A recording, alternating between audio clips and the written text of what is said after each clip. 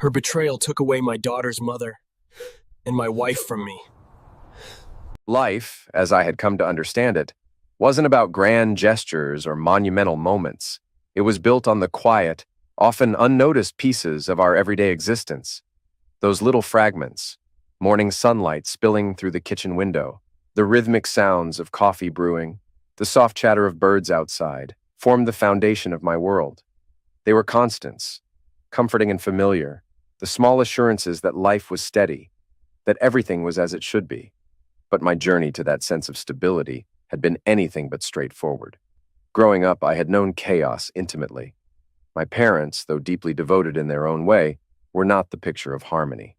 My father was a man bound to the grind of survival, his days spent toiling under the sun, his hands marked by a lifetime of labor. My mother, on the other hand, was the dreamer, forever chasing something intangible, something that never quite fit into the reality we lived. They loved each other, I never doubted that. But love in our house came wrapped in layers of tension, frustration, and unspoken hurt. For a child, it was an unpredictable world.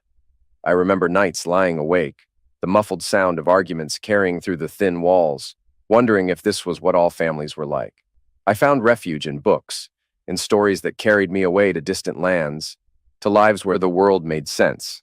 I told myself that one day, when I had my own family, things would be different. I wouldn't repeat the mistakes of my parents. I'd create a home filled with warmth, laughter, and love, free from the fractures that had defined my early years. When I met Vanessa, I thought I had found that future. She was everything I had dreamed of, and more. Kind, vibrant, with a smile that could brighten even the darkest days. Our courtship was filled with promise, and as we built a life together, I felt like I had finally escaped the shadow of my childhood. Together, we dreamed of a life that was simple but fulfilling. We wanted to create a home where love wasn't questioned, where happiness wasn't an occasional visitor, but a permanent resident. The early years of our marriage felt like proof that such a life was possible. Our home was modest, but filled with warmth. Vanessa's laughter became the soundtrack of my days, and I worked tirelessly to provide for the family we were building. When Lisa came into our lives, it felt as though every piece had finally fallen into place. She was our light, our joy, the living embodiment of everything we had worked for. Parenthood brought its challenges, of course. Sleepless nights, endless questions, and the constant balancing act of being both protector and guide. But it also brought a sense of purpose I had never known. Watching Lisa grow was like witnessing a miracle in slow motion. Every laugh, every stumble, every milestone, she reminded me of the beauty in life's simplest moments. Yet, as time passed, the weight of life began to press down on us. Responsibilities multiplied, and the effortless connection Vanessa and I once shared began to fray around the edges. There were arguments, though they were rarely about anything significant. More often than not, they were about the little things, the bills, the schedule, the way time always seemed to slip through our fingers. We brushed them off, convinced they were just part of the natural ebb and flow of married life. But even small cracks, when left unchecked, can grow over time. Lisa, as perceptive as she was, noticed these changes. As a child, she had been open and eager to share every thought, every feeling. But as she grew older, I began to see a different side of her. She was quieter, more introspective, and sometimes distant. I attributed it to adolescence, the inevitable shift that comes with growing up. I told myself that it was normal, that she was simply finding her independence. What I didn't see, what I couldn't see, was how deeply she was affected by the tension that had begun to creep into our home. Looking back, there were signs, the silences that lingered too long after an argument. The way Vanessa sometimes looked at me, her eyes clouded with something I couldn't quite name. The way Lisa would retreat to her room, shutting the door against the world. But I dismissed them all, choosing instead to focus on the good moments, the Saturday mornings spent working in the yard, the family dinners filled with laughter, the quiet evenings watching movies together. I convinced myself that these moments outweighed the rest, that they were proof we were still strong, still unbreakable. I suppose that's the danger of comfort. It lulls you into a false sense of security.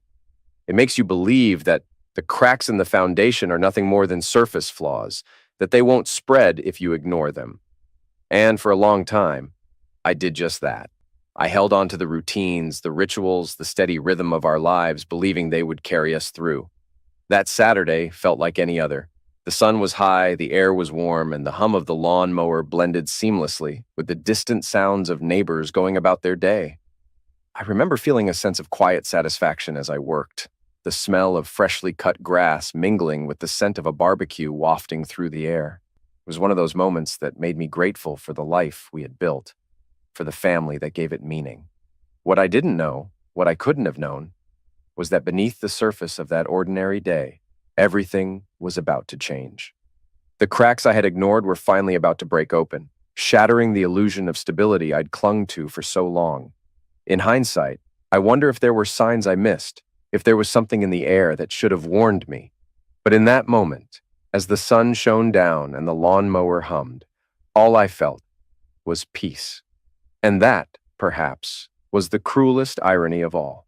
On a sunny Saturday afternoon, the steady buzz of a lawnmower hummed across the yard as I worked to tame the grass under the bright, high sun. The mingling scents of freshly cut greenery and a neighbor's barbecue drifted through the air, setting the scene for a quiet, ordinary day. It was one of those moments that made me silently grateful for the small comforts in life, our home, our family, and the peace of our everyday routine. The calm shattered when Lisa suddenly bolted across the lawn, her face flushed and tear-streaked. She moved so quickly that I barely registered her presence before the front door slammed shut behind her with a force that rattled the windows. Turning off the mower, I felt a knot of concern forming in my chest. Something was clearly wrong. I wiped my hands free of grass clippings and stepped inside, carefully brushing my shoes on the mat before entering. The house was unusually quiet. Vanessa had taken the car for errands, leaving me alone to unravel what had upset Lisa so profoundly. As I climbed the creaking stairs, the air seemed heavier with each step. Her bedroom door was closed tightly, and the usual warmth and liveliness she brought to the house were absent. Knocking lightly on her door, I tried to reach out to her. She didn't respond in any way that suggested she was ready to open up. Instead, her sharp, muffled tone from behind the door made it clear she wanted to be left alone. Despite my efforts to understand what had upset her, whether it was school, friends, or something else, I received no clarity.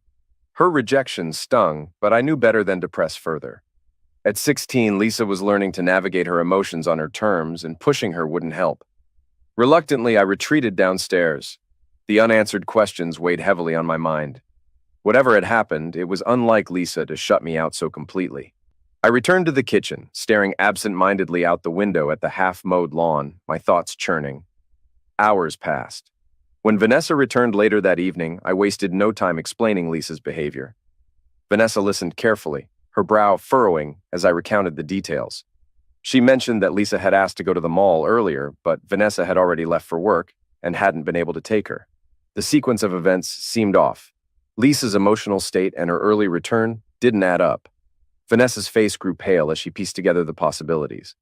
Resolving to address the situation herself, Vanessa decided to speak with Lisa the next morning. By the time she reached Lisa's room, Vanessa's determination was laced with unease. She knocked gently, but the response was swift and hostile, the tension unmistakable. Lisa's anger reverberated through the closed door, and Vanessa's concerns deepened. After a moment of hesitation, Vanessa retrieved the spare key from its usual hiding place and unlocked the door. Inside, Lisa was curled up near the window, her face streaked with tears. The room was untouched, the bed unmade, a clear indication of hours spent in turmoil.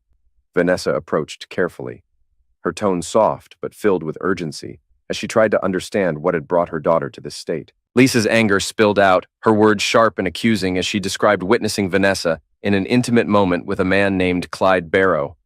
She mentioned how friends had also seen the encounter, which left no room for doubt in her mind. The accusation carried a weight that hung heavily in the room. The name Clyde Barrow struck an odd note, with Lisa bitterly pointing out its connection to a historical criminal figure. Vanessa tried to explain, her words faltering under the weight of Lisa's rage and hurt. The attempts to justify or dismiss what Lisa had seen only fueled her anger.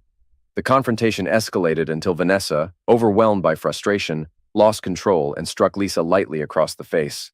Both froze in the aftermath, the gravity of the act settling over them. The physical and emotional distance between them grew in that moment. Lisa, shaken but resolute, warned Vanessa not to raise her hand again, making it clear she wouldn't tolerate such behavior.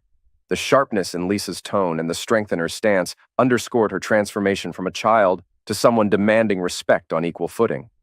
Vanessa's hands trembled as she stepped back, regret evident in her apology. The words were sincere but did little to dissolve the tension. The weight of what had transpired lingered between them, leaving both mother and daughter grappling with the cracks that had suddenly appeared in their relationship. The atmosphere in the room was tense as Lisa raised her hand, signaling her mother to stop speaking. Her patience had run dry, and she demanded the truth. Vanessa hesitated, fear flickering in her eyes as she tried to articulate the weight of her situation. She confessed her greatest fear, that revealing everything to Alistair would mean the end of her marriage. Her voice trembled as she admitted her guilt, questioning if honesty was truly the best path forward for their family. Lisa's resolve was unshaken. She insisted that the only way forward was through truth, no matter how painful. Vanessa, unable to hold back the tears, began her confession. She recounted meeting Clyde at a hospital picnic the previous year, a seemingly innocent encounter where the entire family had been present. Lisa cut her off, acknowledging that she already knew who Clyde was. She even knew his daughter, Carla, a classmate at school. However, learning that her mother had been secretly seeing him was a devastating revelation. The weight of Lisa's accusations left Vanessa visibly shaken. She admitted to meeting Clyde for lunch a few months ago during a particularly strained time in her marriage. That initial meeting had led to a series of illicit rendezvous, culminating in an affair. Vanessa's voice faltered as she revealed the full extent of her betrayal. Weekly meetings with Clyde, where he made her feel seen and appreciated in ways she felt her husband no longer did. Lisa's emotions simmered just below the surface as she pressed her mother for more details. She demanded Vanessa say the words, forcing her to confront the gravity of her actions. Vanessa admitted to the affair plainly, acknowledging the frequency and the depth of her mistake. When asked if she loved Clyde, Vanessa's answer was clear. He was nothing more than a distraction. She insisted her love for Alistair had never wavered, but her actions spoke of a betrayal that could not be ignored. The anger in Lisa's voice gave way to a cold, unyielding tone as she questioned her mother's choices. How could Vanessa not consider the consequences? Did she even have a plan to rectify the damage? Vanessa broke down completely, admitting she didn't know how to fix the mess she had created. Her sobs punctuated the air as she described feeling trapped, even manipulated by Clyde's insinuations that Alistair might find out if she ended the affair. Yet Vanessa didn't try to justify her actions. She owned her choices, acknowledging her guilt. Lisa's demeanor remained firm, though her pacing betrayed the internal struggle she faced. She made it clear that Vanessa had no choice but to confess to Alistair. The truth, she insisted, had to come out in full. Lisa offered to be present when her mother told him, but demanded absolute honesty. Before the conversation could end, Lisa's voice sharpened again, asking one final question. Were there others? Vanessa's tearful silence confirmed Lisa's worst fears. When Vanessa finally whispered the truth, there had been 2 other affairs. Lisa's anger was replaced by profound disappointment. Her words, measured and deliberate, conveyed the enormity of what Vanessa had done.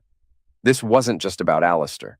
It was about the irreparable damage to their family. I came home that evening, my mind still stuck on the half-finished lawn and the simplicity of the day. The hum of the mower, the smell of freshly cut grass. They'd been part of an ordinary routine. But the moment I stepped inside, something felt off. The house was too quiet, as if it were holding its breath. I dismissed the feeling, assuming everyone was just winding down for the evening, until I walked into the kitchen. That's when I saw her. Vanessa was sitting at the table, pale and tense, her hands clenched tightly together. Her eyes were red and swollen, the unmistakable signs of hours spent crying.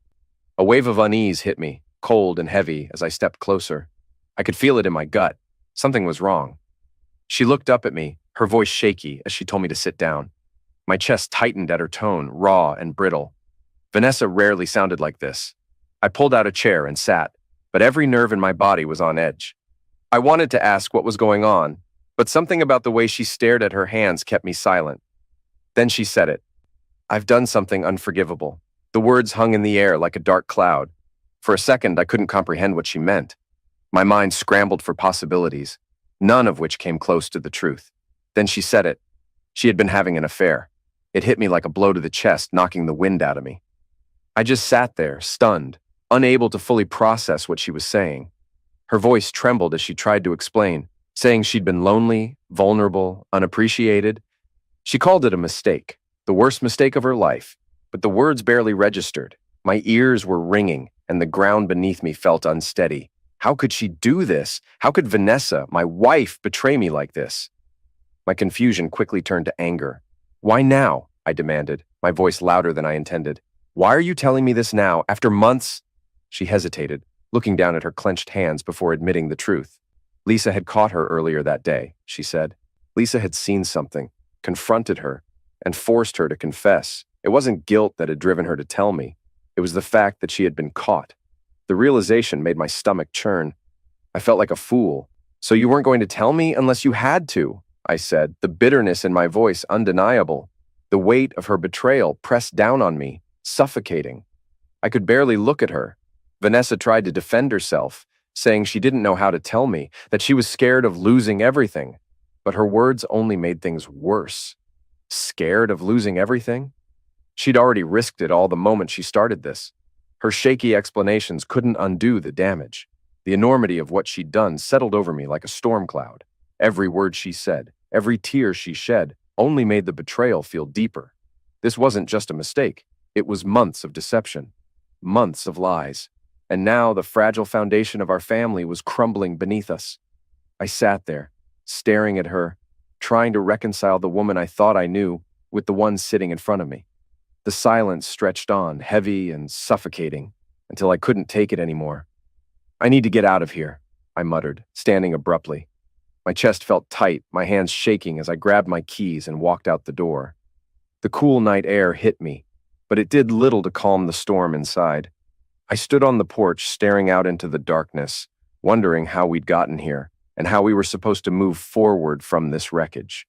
The evening Vanessa confessed her affair felt like the lowest point of my life. But what followed was even worse. That night, her apologies meant nothing to me. They were empty words against the weight of betrayal. I couldn't see past the anger and humiliation. She begged me to forgive her, sobbing that she loved me and couldn't bear to lose our family. But all I could feel was rage. Her desperate pleas blurred into the background as Lisa entered the room. She looked exhausted, her face streaked with tears, but her voice was steady as she implored me to forgive Vanessa. My initial disbelief turned to frustration. How could Lisa ask that of me? Vanessa's confession wasn't some noble act of repentance. It was forced, dragged out into the open by Lisa's discovery. Lisa's determination faltered only slightly as she argued that forgiveness was necessary to keep the family together. But I couldn't let her twist the situation. I reminded her that Vanessa's actions had broken our family, not mine, and forgiveness couldn't be demanded. It had to be earned. Lisa's next words caught me off guard. She threatened to leave, unable to live in a house filled with resentment. Her ultimatum pierced through my anger, forcing me to confront the larger picture. But it didn't erase the damage Vanessa had done. The trust between us was shattered, and I told Lisa as gently as I could that some betrayals cut too deeply to simply move past. The days that followed were agonizing. The air in the house was thick with tension. Conversations were clipped and strained, and I found myself staying out late most nights, avoiding the suffocating weight of what Vanessa had done. I wandered aimlessly or sat at the bar nursing a drink, trying to make sense of everything. One evening, as I stared into my glass, the bartender Tom leaned over, lowering his voice to share something he thought I needed to know. He told me Clyde had been bragging about his affair with Vanessa. The words froze me in place, and a wave of rage surged through me. I thanked Tom, though my voice was ice cold, and left the bar with my mind racing. By the time I walked through the door of our house, I had already made up my mind. Vanessa was in the living room folding laundry when I entered. She looked up, immediately sensing my mood. Her cautious question about what was wrong barely registered. I didn't mince words. I told her to call Melissa, Clyde's wife, and arrange a meeting. Vanessa's face paled as I demanded that she confess everything to Melissa. When she hesitated, her voice trembling with excuses, I cut her off. My tone left no room for argument. She made the call with shaking hands, her voice cracking as she asked Melissa to come over the next day. The following afternoon, Melissa arrived. She looked concerned but composed as I led her into the living room, where Vanessa sat waiting. The tension in the room was palpable as Vanessa began her confession, her voice barely above a whisper. She admitted to the affair, apologizing profusely and calling it the biggest mistake of her life. Melissa's face shifted from shock to fury as she processed the betrayal. Her anger erupted as she stood abruptly, accusing Vanessa of destroying her family. Without another word, Melissa stormed out of the house, leaving silence in her wake. Watching her leave, I felt a hollow sense of vindication. For a moment, it felt like some measure of justice had been served, but deep down, I knew the damage extended far beyond that single confrontation. Word spread quickly in the days that followed. Melissa wasted no time filing for divorce and obtaining a restraining order against Clyde. Her case was airtight, and she emerged with the house, custody of the kids, and the bulk of their shared assets. Clyde, stripped of everything, was forced to leave town to start over. 2 months passed, but the wounds in my marriage remained raw and unhealed. Vanessa and I still shared the same roof, but that was where our connection ended. I moved into the spare room, avoiding any form of intimacy or meaningful interaction. Vanessa made small efforts to bridge the gap, cooking meals, leaving notes, but I couldn't bring myself to reciprocate. Trust wasn't something you could rebuild with gestures. It required time, effort, and sincerity, and I wasn't even sure I wanted to give her the chance. The chasm between us felt insurmountable, a constant reminder of the vows she had broken. Life moved forward, but the weight of her betrayal lingered, casting a shadow over every interaction. Some days I questioned whether forgiveness was even possible. Other days I wasn't sure I wanted it to be. One evening I was half-heartedly flipping through TV channels, trying to distract myself from the tension that had taken up permanent residence in our house. The quiet hum of the television was broken by Lisa stepping into the living room. She hesitated at first, standing just out of my line of sight, before walking directly in front of the screen. "Dad," she started, her voice steady but laced with hesitation. "Can I ask you something?" I muted the TV, sensing it wasn't a casual question. "What is it, Lisa?" She didn't waste time getting to the point. "Why are you still sleeping in the spare room? It's been months. Mom's trying so hard, and I thought you were going to give her a chance." I exhaled slowly, leaning back into the couch. "Lisa, this isn't something you need to worry about." Her response came fast, frustration creeping into her tone. "It is my business. You and Mom are my family. I just want things to go back to normal." The word struck a nerve. "Normal?" I said, my voice firm and cutting. "Lisa, there's no going back to normal after what your mother did. Trust doesn't magically return because someone says they're sorry. She didn't just hurt me, she hurt us. You think staying together means everything is fine, but it's not. Not even close." Tears welled in her eyes, but she didn't back down. "You're punishing her, Dad. She made a mistake and she's trying to make it right. Why can't you forgive her?" I stood, my voice harder than I intended. "I stayed because you asked me to, Lisa. You didn't want a divorce, remember? Well, you got what you wanted. Now stay out of it. Go to your room." Her face crumpled and she turned and ran upstairs, her quiet sobs echoing in the hall. Guilt gnawed at me as I watched her disappear, but I couldn't bring myself to apologize. This wasn't just about emotions. It was about the foundations of trust and betrayal, and those weren't things easily repaired. The next day, I met Nathan, an old friend, at a diner we'd frequented as kids. He was already sitting in a corner booth sipping his coffee when I arrived. He waved me over, his usual half-smile tempered with concern. "You look like hell," Nathan said, his tone light but probing. "Thanks for noticing," I muttered, signaling for a coffee. Really needed to hear that. His expression softened. "What's going on, Al? You've been MIA for months." I sighed, running a hand through my hair. "I don't even know where to start." "Start wherever you need to," he said, his tone serious now. So I did. I told him everything. From the moment Lisa caught Vanessa, to the confession she dragged out of her, to the ultimatum Lisa had used to keep me from filing for divorce. Nathan listened without interrupting, his face unreadable as I laid it all out. When I finished, I leaned forward, gripping my coffee mug like it might anchor me. "She made me promise to stay," I said, my voice laced with bitterness. "Lisa has this fairy tale idea that families can survive anything, that love conquers all. So here I am, stuck in a house with a woman I can't trust, pretending for her sake." Nathan's gaze was steady as he asked, "Are you staying just for Lisa, or is there a part of you that thinks there's something left worth saving?" I let out a dry laugh. "For Lisa, and Lisa alone. She thinks I'm teaching her about forgiveness and family, but the truth? I'm teaching her a harsher lesson." His brow furrowed. "And what lesson is that?" I stared into my coffee, my voice low and firm. "Once a cheater, always a cheater." Nathan leaned in, his elbows on the table. "So, what's your plan? Just stay in the house and stew forever?" I shook my head. "No, I need to know the truth. Clyde might have been the first one Lisa caught, but was he the only one? Or just the last one I found out about?" If there's more I need to know, I can't live in limbo. He hesitated, his expression hard to read. You want me to investigate Vanessa? That's exactly what I want, I said, meeting his eyes. You're the only person I trust to do this right. Nathan leaned back, rubbing his jaw. All right, but you know how this works, Al. If I dig, I might find things you're not ready for. Are you sure about this? I've never been more sure, I replied. I need answers. He nodded slowly but raised a hand. If I do this, I'll need access to your house. Cameras, audio, only in shared spaces. Nothing invasive, but it's the best way to figure out what's really going on. I hesitated, the idea of putting cameras in my own home making my stomach churn. You're talking about recording my family. Just the living room, kitchen, maybe outside. Common areas only, Nathan clarified. It's the cleanest way to get the truth. After a moment, I nodded. Fine, but Lisa can't know about this. She's been through enough. Understood, Nathan said. When can my team set it up? Tomorrow, I answered firmly. Vanessa and Lisa will be out all day. Get it done. The next morning, while Vanessa was out running errands and Lisa was at school, Nathan's team arrived. They moved with quiet precision, installing cameras in key areas of the house, living room, kitchen, hallways, leaving no trace of their work. By the time they were finished, the home looked unchanged, but every move inside would now be documented.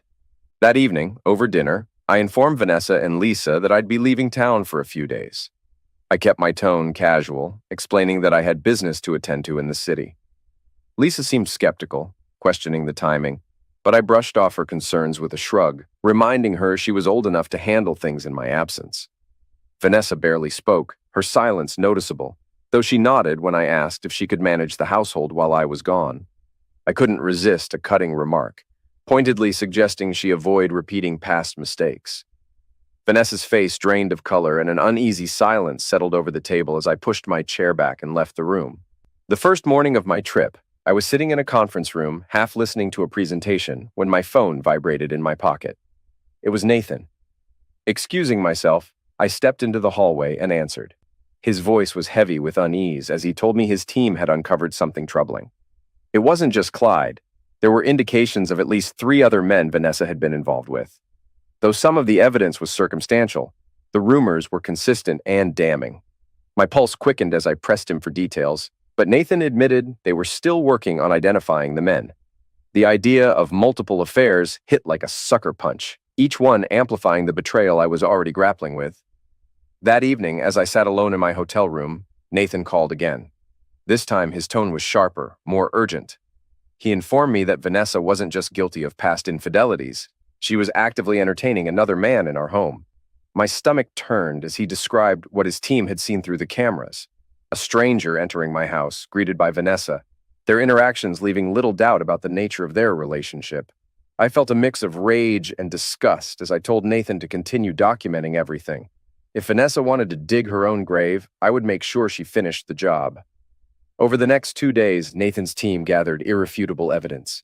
Every action, every betrayal was captured, each piece of proof solidifying what I already knew in my gut. I stayed updated through Nathan's calls, each one chipping away at the last remnants of my patience. By the time I returned home, the weight of what I'd learned felt almost unbearable. Dropping my bags by the door, I found the house quiet. Vanessa was at work, and Lisa was still at school. For a moment, I let the silence settle around me, a brief reprieve from the storm brewing inside. But I had no time to waste. I grabbed my keys and headed straight to Nathan's office, ready to face whatever he had uncovered. When I walked in, Nathan was waiting for me, his expression somber.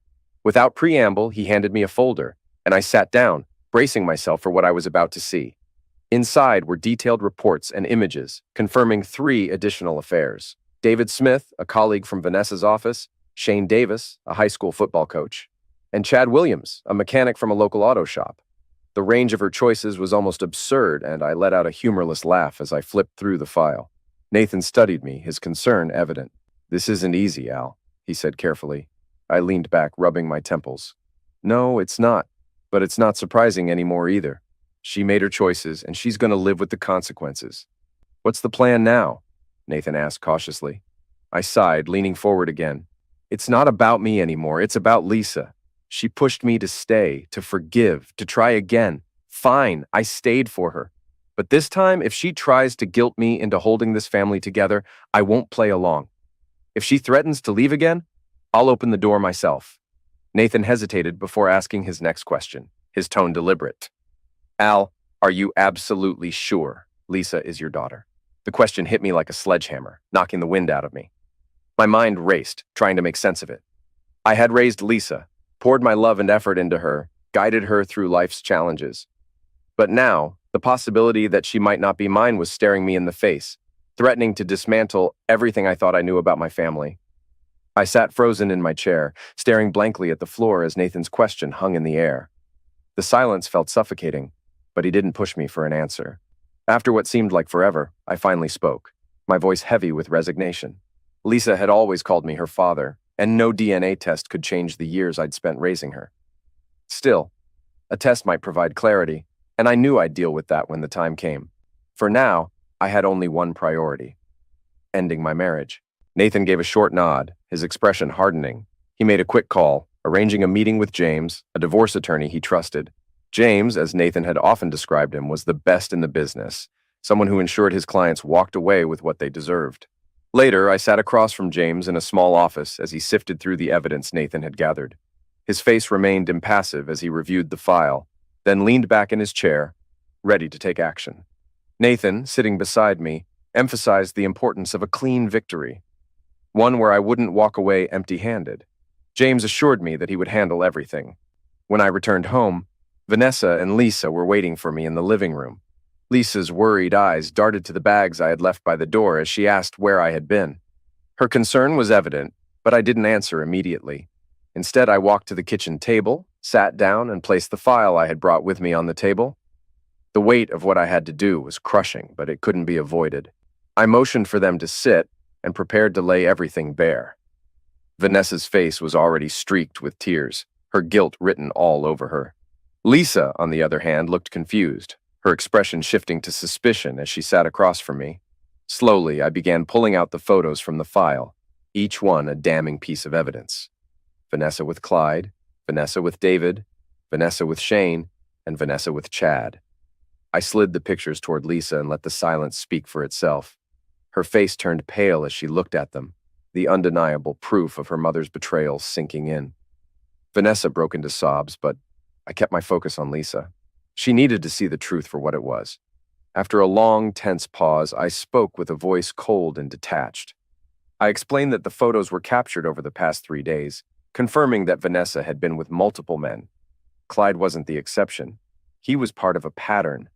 Vanessa had confessed only when caught, and she had never revealed the others. Lisa stared at the photos in silence, tears streaming down her face. The betrayal was etched into her expression, a mix of pain and disbelief. I hated seeing her like this, but I knew she needed to understand the gravity of what had happened. Finally, I broke the quiet again, my voice softer but firm. I reminded Lisa of what I'd told her before. Trust, once broken, is nearly impossible to rebuild. Forgiving someone doesn't mean you can live with them in peace, and no one deserves a life of constant fear and doubt. Vanessa's choices had destroyed the foundation of our family, and no apology could change that. I turned to Vanessa, my tone sharp. I didn't care about her excuses or justifications anymore, but for Lisa's sake, I demanded an explanation. Her response came with startling force, as though it were meant to vindicate her actions. She claimed she wanted more out of life, to feel loved by everyone, and that one man could never fulfill her needs.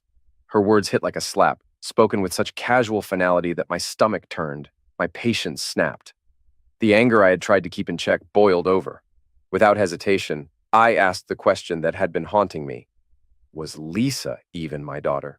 Vanessa froze, the color draining from her face. Her tears fell harder as she stammered a response, admitting she didn't know. In that moment, everything changed. The last threads holding our family together unraveled, leaving nothing but a hollow emptiness. Lisa's footsteps thundered up the stairs, and a moment later, the deafening slam of her bedroom door reverberated through the house. I stood frozen in the silence that followed, my emotions battling for dominance. Anger at the truth that had shattered our family and sorrow at the weight my daughter now carried. But I knew I couldn't let this fester. No matter how much pain we were in, this conversation couldn't wait. I made my way up the stairs, pausing outside Lisa's door. The faint sound of her muffled sobs filtered through the wood, and my heart clenched. I knocked gently but didn't wait for a response. I pushed the door open slowly, finding her curled up on her bed, her face streaked with tears. Her red, swollen eyes met mine, filled with hurt and confusion. She didn't speak, but her gaze asked the questions she couldn't bring herself to say aloud. I stepped inside and sat beside her on the bed, my movements careful, deliberate. Taking her trembling hands in mine, I spoke softly, my voice strained with emotion. I assured her that nothing could change the bond we shared. She was my daughter, and no DNA test or revelation could take that away from us. She sniffled and shook her head, remaining silent, but her tears fell harder. The weight of the moment pressed down on me, and I realized there was no easy way to do this. I told her I was leaving, not out of anger, but because we both needed time. I explained I'd be staying at my parents' house until the divorce was finalized. The words felt heavy, final, but I knew they needed to be said. Lisa didn't respond, and I couldn't bring myself to look at her again as I stood, gathered some clothes, and packed a bag. My chest tightened as I took one last glance around the room, and then the house we had once called home before walking out the door. That night, I barely had time to process what had just happened when my phone rang. The officer on the other end wasted no time delivering the news. Lisa had been arrested. The words didn't register at first. My mind scrambled for clarity, for context, but the officer gave none, insisting I come to the station for answers. My stomach dropped, and panic set in as I envisioned every worst-case scenario. I called Nathan and James, and they both arrived at the station just as I did. We entered together, and I immediately demanded answers from the nearest officer. My voice was sharp, my tone teetering on desperation. A tall, somber-looking officer stepped forward and led me to a small, sterile room. The air inside felt heavy, suffocating, and the plain white walls seemed to close in as I sat down. The officer's expression didn't shift as he delivered the news. Lisa had liquidated Vanessa. The words hit like a freight train, knocking the air from my lungs. I stared at him, uncomprehending, my mind rejecting what I was hearing. He continued, detailing the scene in measured tones that made the horror even worse. Vanessa's body had been found in her bed, stabbed over 70 times. 70 stab wounds. Each one, he said, spoke of deep-seated rage. Lisa had made the emergency call herself, reporting what she had done. The room tilted as my vision blurred. My heart raced uncontrollably, my breath coming in shallow gasps. The officer's voice faded into the background as shock overtook me. I felt the world closing in, and then everything went black. When I came to, I was lying on the cold floor, Nathan and James standing over me, their faces etched with worry. Slowly, the officer's words replayed in my head, and the reality of what had happened began to sink in. My daughter had liquidated my wife. My Lisa, the girl I had raised, loved, and protected, had done something I couldn't even begin to comprehend. I forced myself to sit up, my hands trembling as I wiped my face. The officer was still there, his expression unchanged. He informed me that Lisa was under psychiatric evaluation. She was deemed unstable, and no one was allowed to see her yet. The term unstable rang in my ears, adding another layer of disbelief to the chaos in my mind. I asked for details, desperate to understand.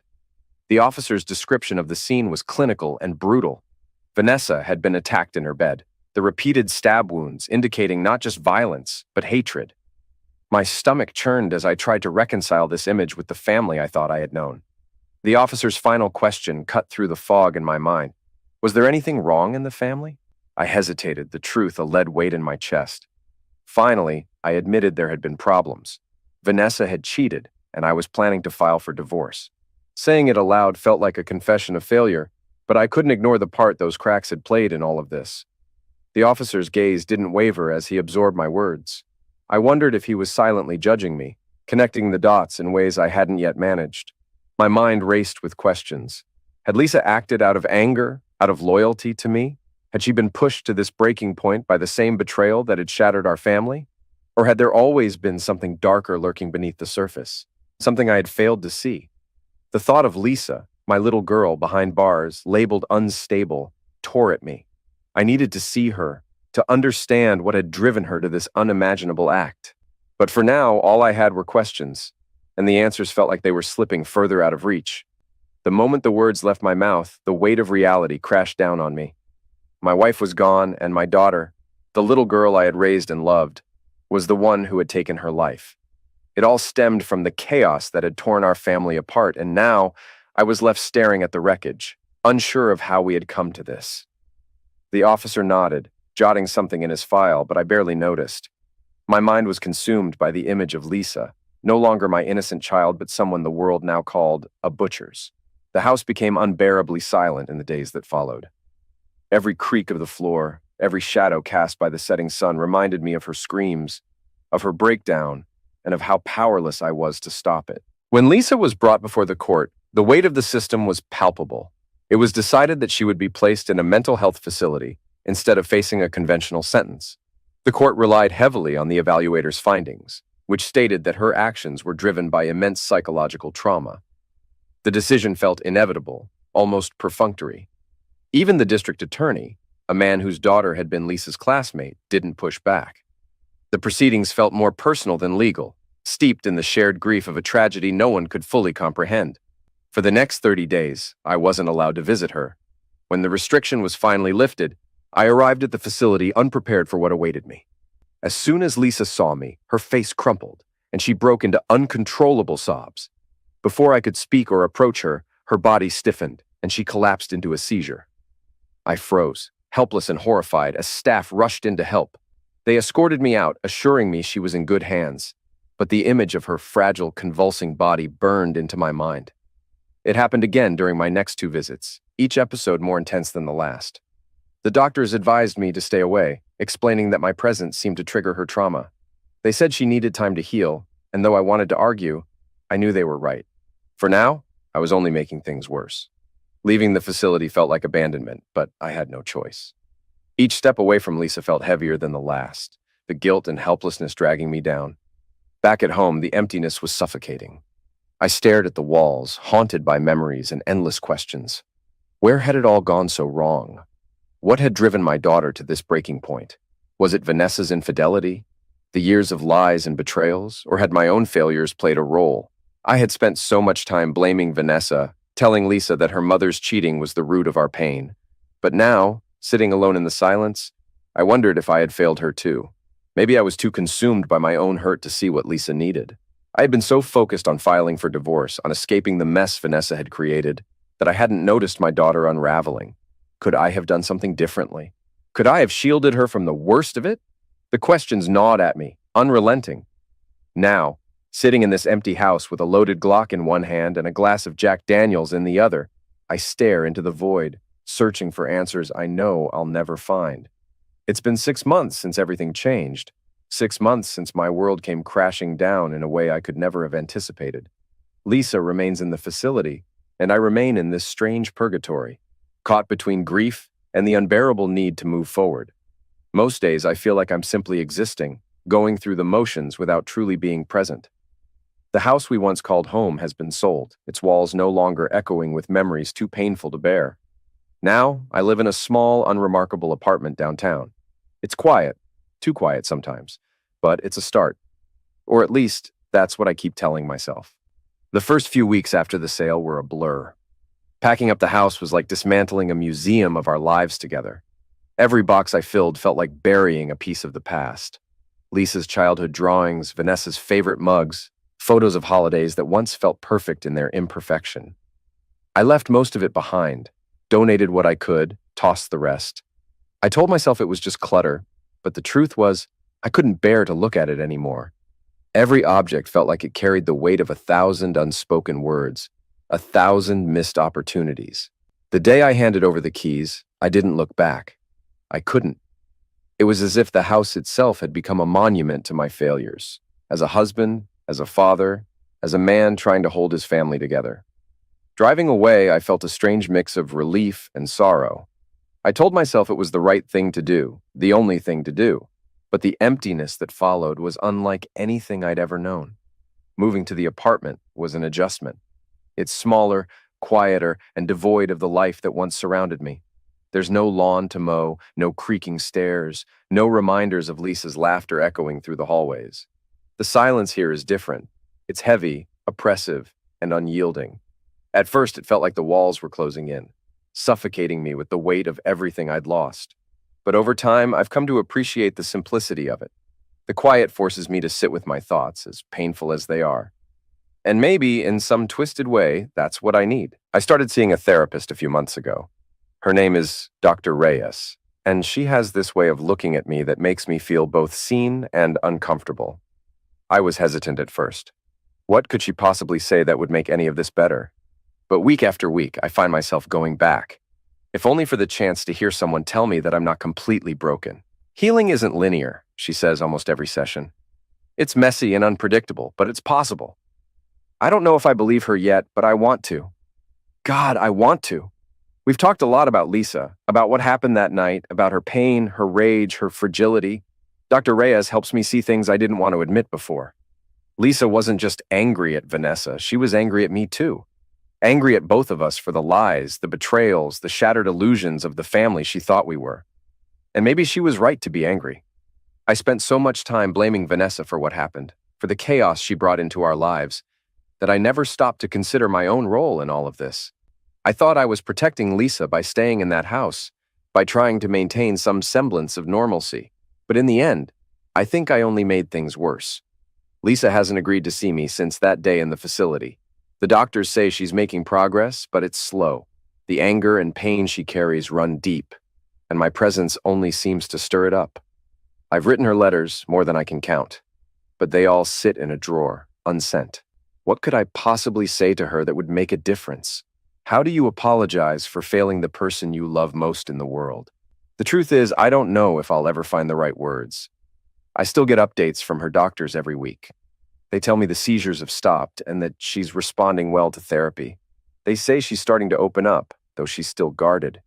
Part of me wants to believe that this is a sign of hope, that one day she'll forgive me, forgive Vanessa, forgive herself. But another part of me knows that some wounds never fully heal. And then there's Vanessa. Even now, I find myself thinking about her more than I want to admit. There are moments when I almost reach for my phone to call her, forgetting for a split second that she's gone. It's not love I feel, at least not in the way I used to. It's something heavier, more complicated. Guilt, maybe, or regret. I replay our last conversations over and over in my mind, wondering if I could have said something, done something, to change the course of events. But the past is a cruel and unforgiving thing, and no amount of what-ifs can bring her back. I've thought about visiting her grave, but I haven't worked up the courage yet. What would I even say? I'm sorry. I forgive you. I'm not sure either of those would be true, but I think about her often, her smile, her laugh, the way she used to hum while she cooked dinner. I think about the good moments, the ones that feel like a lifetime ago. And I think about the bad ones too, the ones that tore us apart. She wasn't perfect, but neither was I. Maybe that's what hurts the most. In an attempt to find some semblance of purpose, I started volunteering at a community center downtown. I work with kids, most of them from broken homes, struggling to find their place in the world. They remind me of Lisa when she was younger, before everything fell apart. Their resilience, their hope. It's both inspiring and heartbreaking. I see bits of her in their laughter, in their questions, in the way they cling to the smallest moments of kindness. It doesn't erase the pain, but it gives me something to hold on to. It gives me a reason to keep going. The days are still hard, but they're no longer unbearable. Dr. Reyes was right, healing isn't linear.